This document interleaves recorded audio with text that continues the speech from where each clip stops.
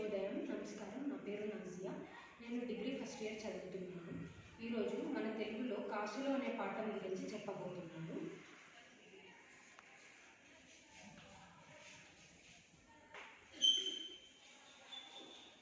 కాసులు అనే పాఠం రచయిత గురజాడ అప్పారావు గారు రాశారు.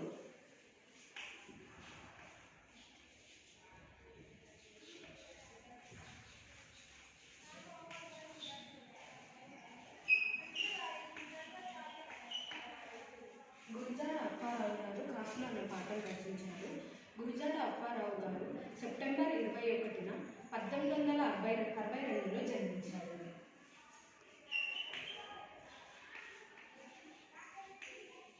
సెప్టెంబర్ 21న 1862లో జన్మించారు. ఈయన విశాఖపట్నం రామవరం గ్రామంలో జన్మించారు.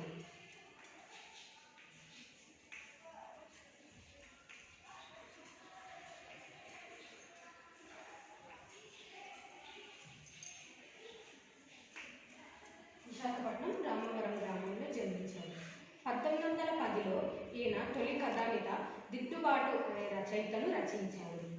1910లో దిద్దుబాటు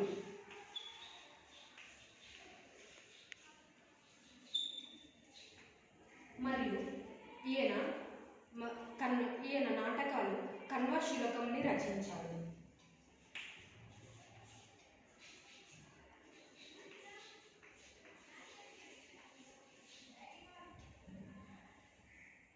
మరియు ఈయన మరికొన్ని నాటకాలు బిల్హానియం మరియు కొండబొట్టియం.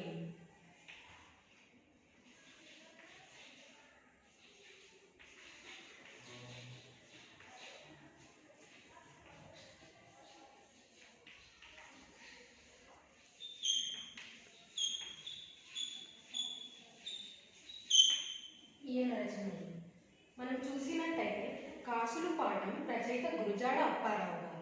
గురజాడ అప్పారావు గారు సెప్టెంబర్ 21న 1862లో విశాఖపట్నం రామవరం గ్రామంలో జన్మించారు.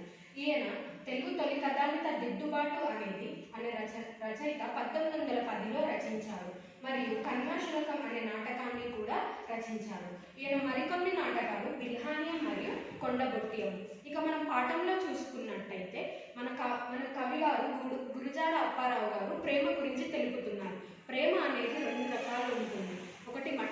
ప్రేమ అనేది రెండు రకాలు ఉంటుంది. ఒకటి మట్టిలో పుడుతుంది, అది ప్రేమ అంటారు. ఒకటి మట్టిలో పుడుతుంది,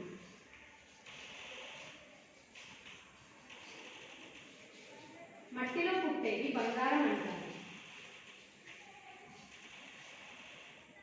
రెండవది హృదయంలో పుడుతుంది, అది ప్రేమ. ఇక్కడ గురజాడ అప్పారావు గారు ఈ రెండింటి మధ్య ఉన్న విలువ ఏంటి తెలియజెప్తున్నాడు. ఏంటి అంటే మట్టిలో పుట్టేది ఏదైతే ఉంటుందో దాన్ని బంగారం అంటారు. హృదయంలో ఏదైతే పుడుతుందో దాన్ని ప్రేమ అంటారు.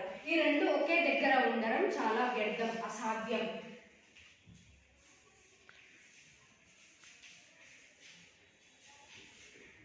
గురజాడ అప్పారావు ఒక భార్య ఎలా అయితే బంగారం కావాలి అని అనుకుంటుందో తనకు ఆ విలువ తెలియజెప్పడానికి గురజాడ అప్పారావు గారు ఒక భర్తగా తను చెబుతున్నాడు ఈ పాఠంలో. మట్టిలో పుట్టేది బంగారం, హృదయంలో పుట్టేది ప్రేమ అని చెబుతున్నాడు. ఈ రెండింటి మధ్యలో ఏంటి అని అంటే అసలు ఆడవాళ్ళు ఎప్పుడైనా కూడా మట్టిలో పుట్టే బంగారాన్ని ఏదైతే బంగారం కావాలి అని అనుకుంటారు. ఎందుకంటే వాళ్ళకు ఎప్పుడు ఆశ తీరదు, మోజు తీరదు.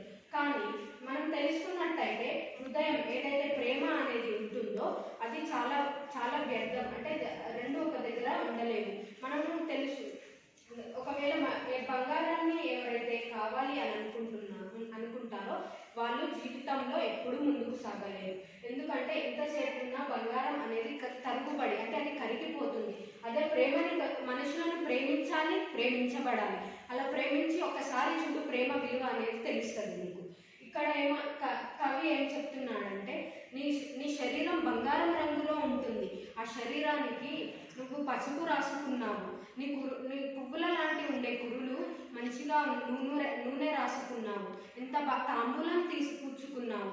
ఇలాంటి ఇంత మంచి అందానికి ఒకవేళ హృదయంలో పుట్టే ప్రేమ ఉండకపోతే నువ్వు బంగారం కోరుకుంటే ఆ ప్రేమ వ్యర్థం అని చెబుతున్నాడు. ఇక్కడ ఈ మట్టిలో పుట్టే బంగారానికి హృదయంలో పుట్టే ప్రేమకి తేడా తెలియజెప్తూ కవి ఏం చెప్తున్నాడంటే ఎప్పుడైనా మనము హృదయంతో ప్రేమించాలి, ప్రేమించబడాలి అని చెబుతున్నాడు. అదే మట్టిలో పుట్టే బంగారానికి విలువ ఇస్తే ఎప్పటికైనా అది వ్యర్థం అవుతుంది. మనము ఎప్పటికీ ఉండలేము. జీవితాంతం మనకు బంగారం ఉండాలి అంటే ఉండదు.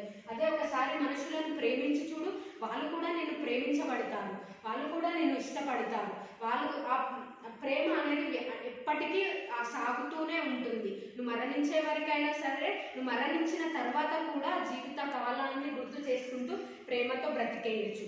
ఎప్పుడైనా నువ్వు కోరుకోవాలి అని అనుకుంటే హృదయాన్ని కోరుకుంటే ఆ హృదయంలో పుట్టే ప్రేమ చాలా మంచి ప్రేమ, నిజాయితీ గల ప్రేమ.